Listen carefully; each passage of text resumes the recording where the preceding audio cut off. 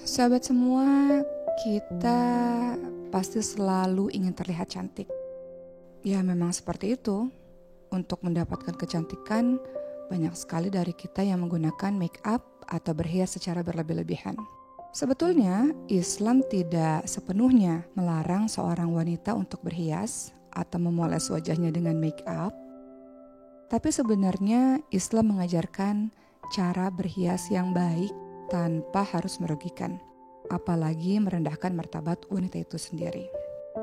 Teman-teman yang dirahmati oleh Allah Subhanahu wa taala, dalam surah Al-A'raf ayat ke-31, Allah Subhanahu wa taala berfirman yang artinya, "Wahai anak Adam, pakailah pakaian yang indah setiap kali memasuki masjid, makan dan minumlah, tapi jangan berlebih-lebihan. Sesungguhnya Allah tidak menyukai orang yang berlebih-lebihan."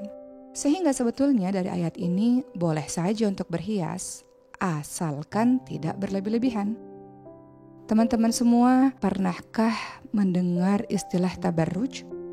Imam Asy-Syaukani berkata, tabarruj itu adalah seorang wanita yang menampakkan sebagian dari perhiasan dan kecantikannya yang harusnya ditutupi, malah justru dia umbar untuk memancing hasrat dari laki-laki lain. Nah, ketika kita berhias secara berlebih-lebihan, yang membuat begitu banyak mata memandang kepada kita, khawatir masuk kepada tabarruj atau berhias yang berlebih-lebihan. Kalau kita lihat dalam surah Al-Ahzab ayat ke-33, Allah Subhanahu wa taala berfirman, "A'udzu billahi minasyaitonir rajim. Wa qarna fi buyutikunna wa la tabarrajna tabarrujal jahiliyatil ula." Allah Subhanahu wa taala ingatkan, dan hendaklah kamu tetap di rumahmu dan janganlah berhias dan bertingkah laku seperti orang-orang jahiliyah yang dahulu. Kalau ada di antara kita yang memakai make up tebal, eyeshadow tebal, lipstick tebal, maka tentu saja itu sama dengan menampakkan perhiasan diri. Atau itu sama saja berhias seperti orang-orang jahiliyah yang dahulu. Sebetulnya teman-teman semua, kecantikan itu bukan dari polesan yang tebal, tapi ada kecantikan yang lebih abadi daripada itu. Apa itu? Yap, namanya kecantikan dalam, atau biasa kita kenal dengan nama inner beauty. Sebetulnya tidak ada gunanya untuk bersaing di dunia agar menjadi perempuan yang tercantik, karena sebenarnya standar kecantikan setiap orang itu berbeda-beda. Standar kecantikan setiap negara, setiap kota, setiap suku berbeda-beda. Sehingga kalau mengejar cantik fisik saja pasti akan lelah. Namun yang harus kita perhatikan sebenarnya bersaing agar cantik yang ada di dalam diri itu muncul sehingga mendatangkan keberkahan dan mendatangkan pahala yang membawa kita menuju ke surga Allah Subhanahu wa taala. Itu jauh lebih abadi.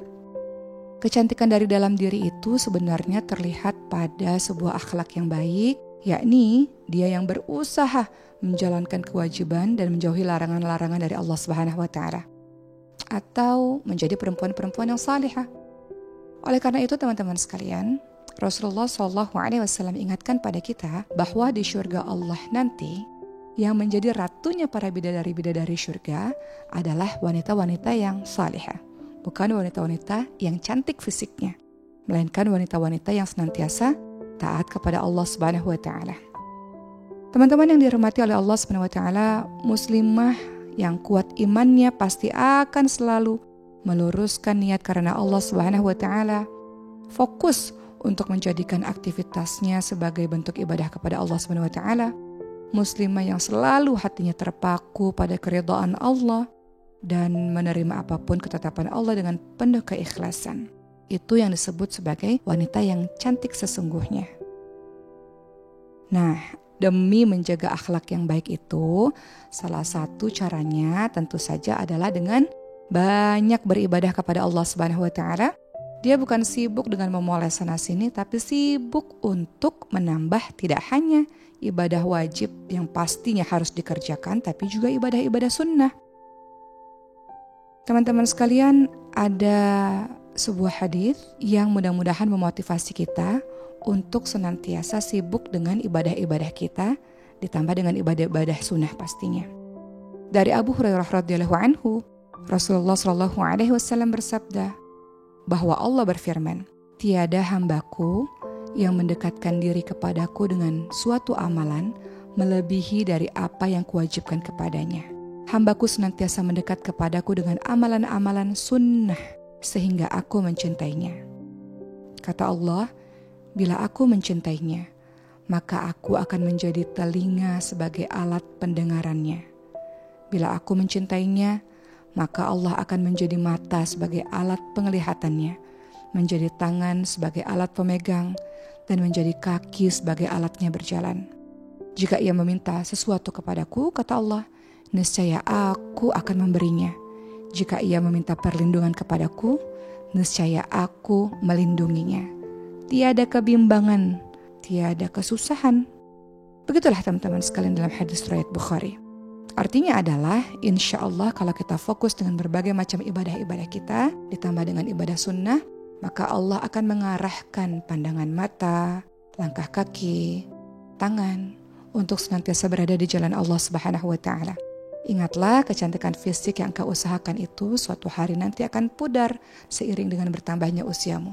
Tapi kecantikan akhlak, kecantikan karena hubungan yang dekat kepada Allah Subhanahu wa Ta'ala, dia akan abadi, dia akan memancar, dan kecantikan itu dirasakan oleh banyak orang. Yuk, silakan untuk berhias sewajarnya, tanda kita merawat, bersyukur atas kecantikan yang Allah berikan kepada kita. Tapi tentu saja tidak berlebih-lebihan.